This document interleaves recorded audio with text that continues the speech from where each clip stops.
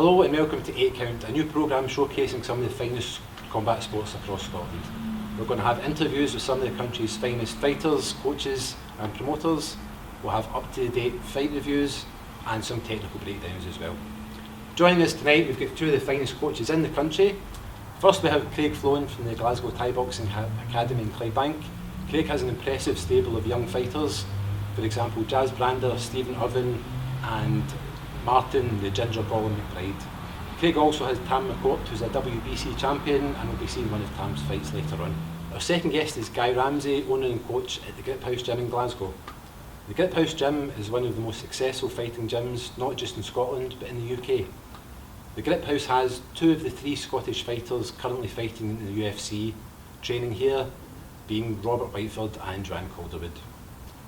The Grip House's current list of title holders include ISKA Intercontinental Champion Brian Totti, and the McLachlan brothers, who both hold numerous European and domestic titles. At junior level, and their father Keith McLachlan, who as well as being the UK #1 is also a WBC title holder, and we'll see one of Keith's most recent fights at the end of the show. So Craig, you've obviously been involved in Muay Thai for quite a while now. What attracts so many people to the sport? I think initially, as a fitness side of things, I think a lot of people want to come and lose some weight, basically change their lifestyles. But now I think there's more people interested in combat sports itself, rather than just a keep fit thing. Excellent. Guy, you've been about not just Muay Thai but combat sports for a very long time. What sort of difference have you seen coming into Muay Thai in recent times? Before it was just a fight. It was a full contact kickboxing bout with knees, and whoever won the fight. It was as simple as that, like goal in the back of the net, fairly simple sport.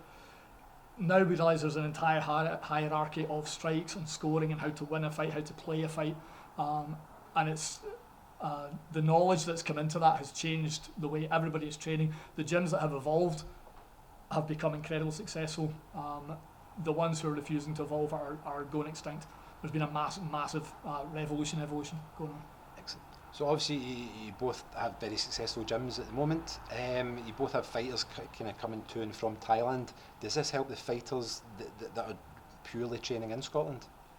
I think it can help, but it's also got downsides as well, because you get people that want to go to Thailand just to party, and they get kind of led down the wrong path sort of thing. But it definitely brings a lot of people further on in Thai boxing, I think anyway. Training with Thais 2 or 3 times a day, running in the heat, the conditions. You're made to train, you're made to fight. It's a lot tougher than it is here, and it puts them in good stead for when they come home. Makes sense. Yeah. Ultimately here it's a hobby. Nobody's making a living out of fighting. In Thailand you only do it because you're trying to make a living out of fighting. That's the only reason you're in a gym. You're not a Thai national and you just think, do you know what, I'll do some Muay Thai. Because you're probably working in something else. That's their job. That's their 24/7 way of putting bread on the table. That changes everything in the mentality that you bring to training. Sure. So as well as running your own gyms, you both promote 2 of the biggest shows in Scotland. Craig, you promote the Clydebank Blitz, and Guy, the tremendously successful shows at Ora and More. What goes into promoting a show? How do you match fighters? A lot of effort, a lot of patience, a lot of time as well. I personally like the Blitz, just doing it once a year, because it gives me that enough time to put as much effort and as much time as I possibly can into it. If I do more, then I'm losing. I'll be losing. I think I'm going to lose the quality of it. So if I put as much time and effort in it as much as I can, then 1 year I'm happy with doing that. What about you guys? Do you feel that some Muay Thai shows are maybe saturating the market? I mean, yeah, very much. I took the very first time we put on a show was really to match fighters that I'd been unable to match, because they were in like a kind of niche category, and they were kind of hard to get the skills base up here, so we needed a show to reflect that. But I totally echo what Craig's saying. I do one every year, even one every year and a half, and I'm pretty happy with that because I'm a coach first and foremost. I'm not a promoter. I think that's like, it's a separate business. Me personally, I don't want to see 17 or 18 poorly matched C-class fights of guys that should probably just be doing interclubs or like at amateur level. But you know what, they've got 100 mates, they'll sell tickets and a promoter will make some quick backhand money in their pocket. I've never wanted to go down that line because I think it destroys the long-term future of the sport. When bands used to have to pay to play in Glasgow, the music scene went down the Swanee. Yeah. Because if you had mates, you got the gig. Didn't matter if you were any good or not. And I can see that kind of happening in the combat sport world. And I do think we need to change that. I think that MMA has been really important as it's brought fans to the sport. Muay Thai still has people who do Muay Thai go to the shows and their respective friends, girlfriends, boyfriends. Whereas you got an MMA show and there's people that have never set foot in a gym but they love MMA. That's what they want to go see. We need to create that for Muay Thai. So if that can be done, you get that kind of that knowledge of Muay Thai. Do you think that Thai on its own can be as successful as MMA has been? Yeah, there's always this big kind of people don't understand the scoring. Well, let's tell them how it works. There's been moves afoot to try and simplify it. It's like a dumbing down of the sport. That's not the sport we do. So call it kickboxing, call it something else, but it's not Muay Thai. Muay Thai is a phenomenal sport because of the way it's scored. You can win, it sounds a bit crazy to the people who are new to it, you can win the first 3 rounds and still lose the fight, which is over 5 rounds, because it's seen as like it's a running game. It's not over. Like if you're awesome in the first 3 and you can't remain awesome for 4 or 5, you're losing if the other guy steps up. Exactly. That makes an incredibly exciting sport. You know, it's not over till it's over. Well, in boxing, it kind of is. If you get 7 rounds in the bag and you've got good defense, that's you're done. You're coasting it, and you can go to sleep for the next 6 rounds. That was terrible maths. Excellent. So we spoke to Guy there about promoting the Oran Moore show. We're now going to look at a clip from the last Oran Moore, which features Charlie McGee and Simon Pratt in an A-class bout. So this is a Class A fight. That obviously means it's full use of knees and elbows. The boy Pratt seems to be coming out here quite quickly. That's not normal for A-class, is it? No, you would normally come out at a steadier and slower pace and try and control the fight, I feel like. But maybe by the looks of things, he's trying his best to come into the clinch, and maybe that's where he feels he's strongest. Sure. And trying to basically nullify anything Charlie's got coming back. Yeah, I think the game plan clearly is to take Charlie's striking away. Charlie's got exceptionally good striking on the outside range. Yeah. Simon Pratt's clearly happier trying to take it into the clinch. What I'm noticing this, although he's piling forward and putting an awful lot of pressure on Charlie, he's not landing anything significant. No. All he's really doing is probably wearing himself out and frustrating. I can tell it's frustrating McGee with this, but not a lot of significant damage being caused, and maybe missing a lot of opportunities to capitalise on his aggressive clinching style. And it's a good bit of weight that he's carrying about as well. So on top of Charlie, that's probably the only idea that the only plan that he's had is just to try and put his weight on him and try and tire him out at the same time. Yeah. But so both fighters were 72.5 kilos at the end the day before, I think, but obviously Pratt's put on a substantially more amount of weight over the day. Which is the nature of the weight cutting game, but there's pros and cons. I think as the fight progresses, we might see Pratt begin to run a little empty on energy. So obviously it's an A-class fight, as we says. That means it's 5 3-minute rounds as opposed to 2 or a minute and a half for B and C class. How does that affect the strategy of an A-class fight? Does that mean you should be pacing yourself more? Absolutely. Given that the scoring is a running game, where the latter rounds have slightly more impact in terms of how they're scored, you generally have a slower start and then accelerates kind of by round 3, 4, 5. It's really beginning to open up, particularly if there's no clear winner by that stage. Simon's just going all gun-ho, and it looks like he might tire. Yeah. Charlie's just trying to clinch him up, isn't he? Just take the sting out of his attacks and slow him down. He's trying to get some turns, and he's getting knees a lot cleaner than what Simon is as well. But when Simon's coming in, it's just holding and spoil it. It's quite an ugly fight, to be honest. Yeah.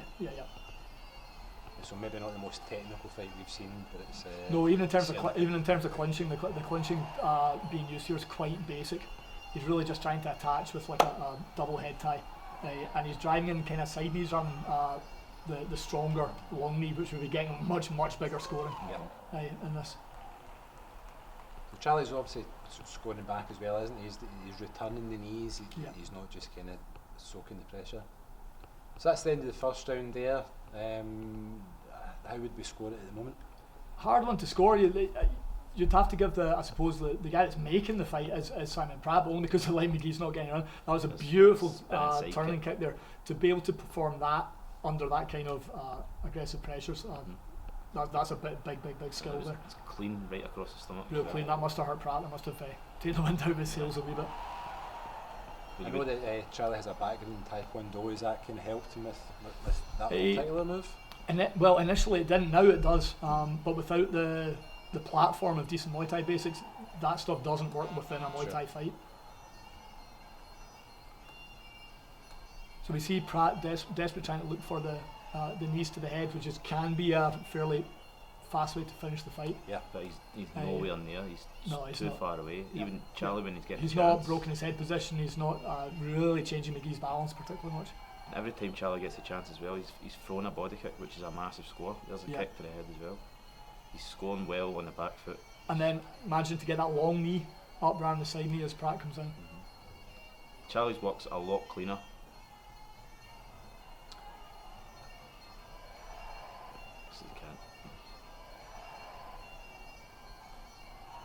So do you notice that there's certain gyms you'd expect a certain level of proficiency from over other gyms?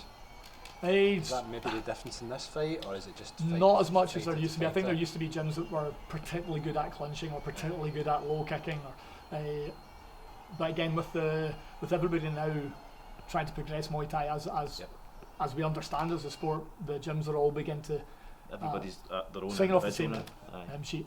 Their own, like you could go to fights and you'll see people on a regular basis and you'll kind of gather how they're going to fight. Yeah. But in terms of gyms, no, gyms don't have particular styles, fighters have particular styles.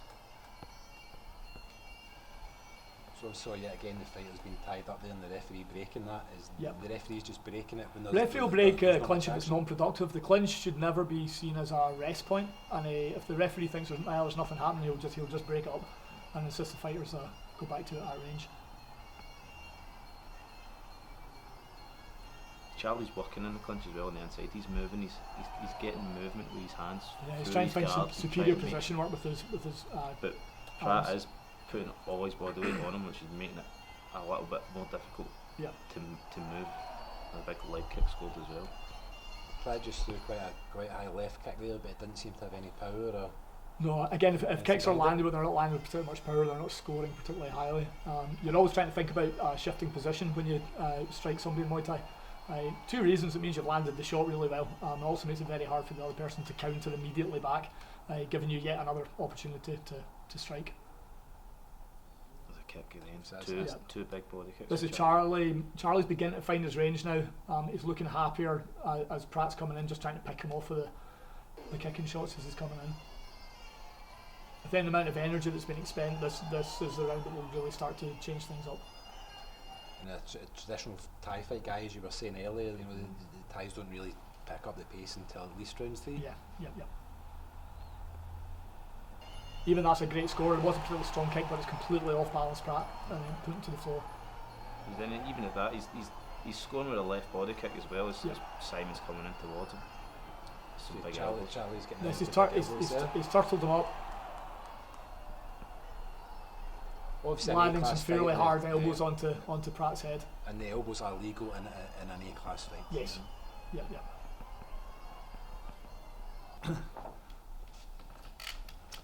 So this is our second A-class fight, featuring Tam McCourt from Craig's Gym GTBA against Rung from Rung Muay Thai in Inverness. Craig, how did Tam prepare for this fight? Well, we've done obviously the various things that like bag work, skipping, pads, everything that goes in a fight camp, but we trained twice a day and he was running quite a lot, and he had a strength and conditioning coach as well, because we knew he had to be super fit to fight someone like Rung, 4-time world champion. We knew it was a tough camp, but our idea going into this fight was just to keep Rung away from Tam, and really good techniques, because you've now got the European boxer out kicking the Thai. Which is absolutely fantastic. He's been using his teep phenomenally well, keeping Rung at range. Rung's clearly on a mission to try and knock Tam out with his hands, and he does have colossal power in his hands. So if Tam can keep his chin away from him on current form, Tam's absolutely onto the right game plan here.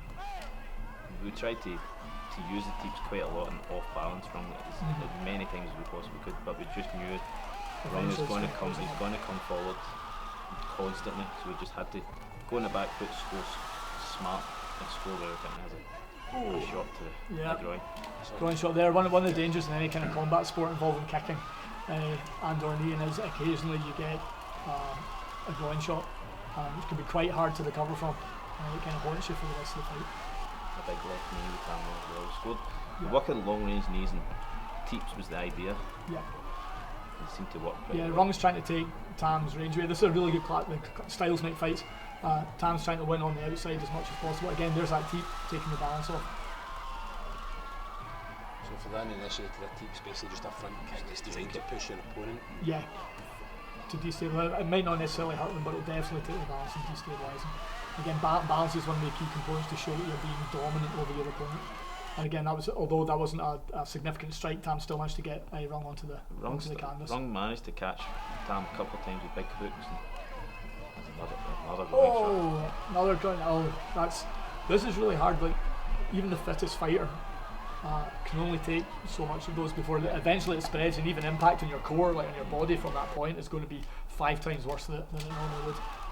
So obviously we've only seen the highlights here, but we've seen that Tam seems to have had the upper hand with Rung so far. Yes, absolutely. He's kept him away. He's stuck to the game plan. He's scored well. The only danger that Rung really has is his hands, which is big, because usually Rung is a big kicker. You can take a kicker's advantage away.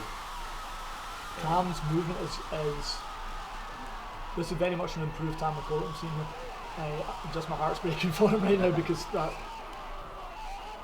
may or may not have been the groin shot, but there comes a point where even shots around the area, having suffered from 2 previous groin strikes, can badly affect the boxer. Rung seems to be pretty upset here as well. Do you think he's possibly claiming Tam's not hurt? He might have, but I think he's thinking he's not fouling. Yeah. He's definitely. I don't think he's meaning it intentionally. No, it's not intentional. But he has fouled. Yeah.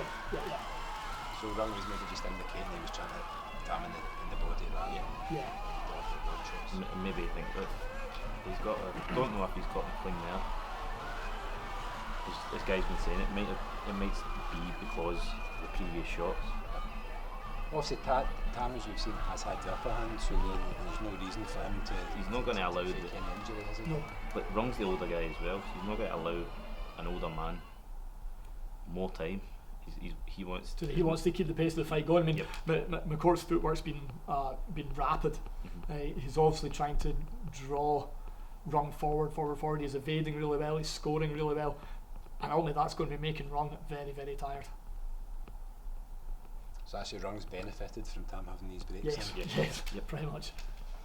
Because again, the pain's still going to be there for McCourt to try and deal with in terms of receiving the groin strikes. He's still coming forward. Yeah, still landing those kicks. Tam's showing quite a wide array of kicks as well. Is that something he works on? He's actually a black belt in karate before he started Thai boxing. So he's got the background of all these fancy kicks, I feel like. He's used to standing on one leg. You can see his back. Apart from that moment there, his balance has been absolutely fantastic throughout. He's got great balance and he's got great technique. Sometimes from a video it's difficult to tell what kind of power people have, but trust me, Rung has power in absolute like bunches. So now we'll go to Dean Riley from the Grip House for today's MMA breakdown. So from here, we're starting on the outside. So what I want to do is I want to close the distance. I'll close the distance without setting it up. All I'm going to do is walk into any kind of punch that Reese decides to throw. So I'm going to look to hide my intentions by throwing the 1-2. Once I've thrown that cross, I'm going to leave the cross on my opponent. If I bring it back again, I'm starting back from square one. So I'm going to look to leave it on Reese. From here, this hand is going to swim under. At the same time, I'm going to step up and I'm going to put my head on Reese's chest and make a grip round his body. From this position, I put my head into his neck, I step up, and I'm in a good square stance from here. From here, I'm in position, I can look to start hitting him, I can look to start controlling, landing some knees. While I'm doing that, Reese is going to look to try and get back in front of me. From this angle, he's got no option, he's going to have to try and kind of come back in front of me. From there, I'm going to use that to catch his knee, punch to the ceiling and then run through. When I land in this position, I'm going to look to grab his shoulder, catch his tricep, and we'll look to put my body high up as possible on top of Reese's body. From here, it's very hard for Reese to defend himself.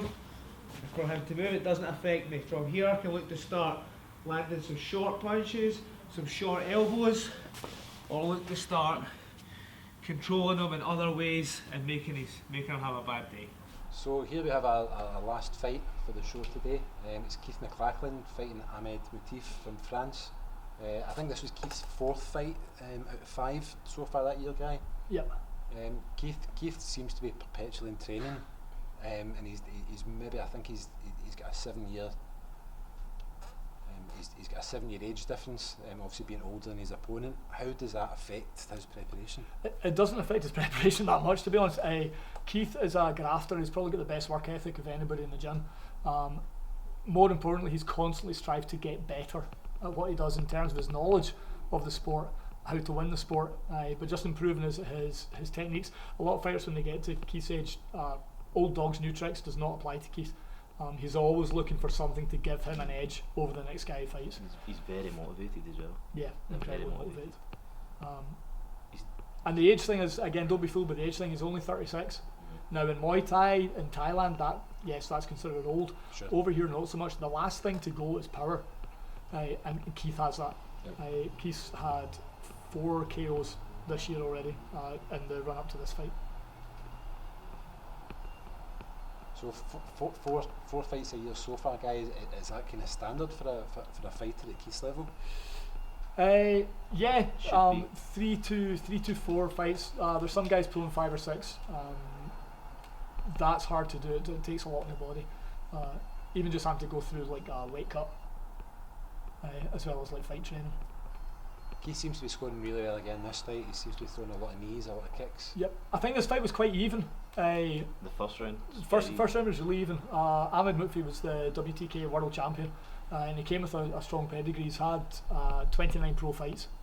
I think, if I remember right, about 23 of those have been wins. He spent a lot of time in Thailand as well, which you can tell from his general movement, his clinching is better than we expect from a lot of the kind of European gyms that are more kickbox in their training.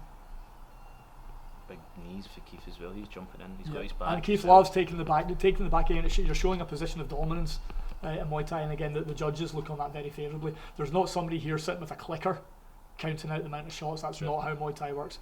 It's who is throwing the more dominant strikes and who's generally being the more dominant fighter. He's changing his stance quite a lot as well. He's going for southpaw to orthodox. Yeah, it's Quite making often. it difficult for Ahmed to actually tee off properly on him. This constant change. So that's quite hard for a fighter to deal with. If Yeah. when it's changed his lead foot from his left Yeah. foot to his That's right a foot. big score there. Keith made the guy miss and then immediately hit him on the return.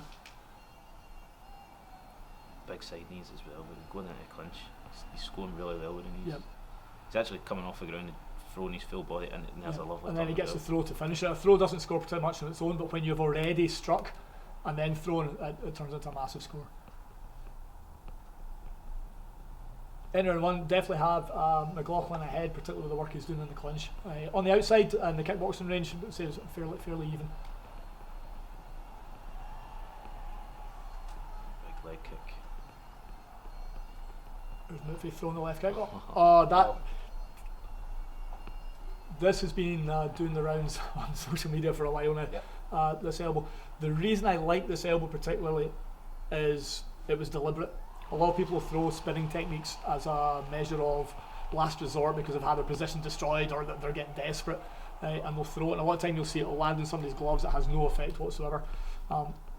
When we look at this, Keith has the time to figure out his range. He's caught Mutfi's left leg.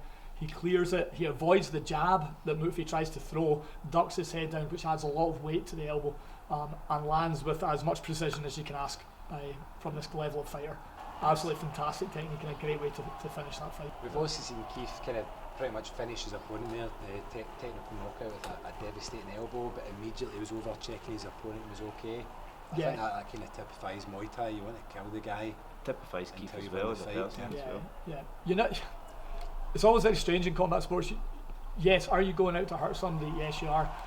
Are you concerned for their health and safety as a human being? Yes, of course you are. When the bell goes, you're both stepped up to agree to a certain level of contact and consequence. As soon as that bell goes, your humanity is back in there. You're trying to be the best challenge you can be to another human being, and that's what they expect from you. And that's what I expect from my fighters. I know Craig does the same with his guys. You respect them before, you respect them after, but if you respect them during too much, then the fight might not go your way, because the other guy's probably not going to respect you the same way. Yeah, the confidence can grow a wee bit. Yeah. So we should say now, we've seen 3 highlights of 3 fights tonight. If you want to check out the fights in full, you can check out the website address at the end of the show, and you can go in and watch the fights in their entirety.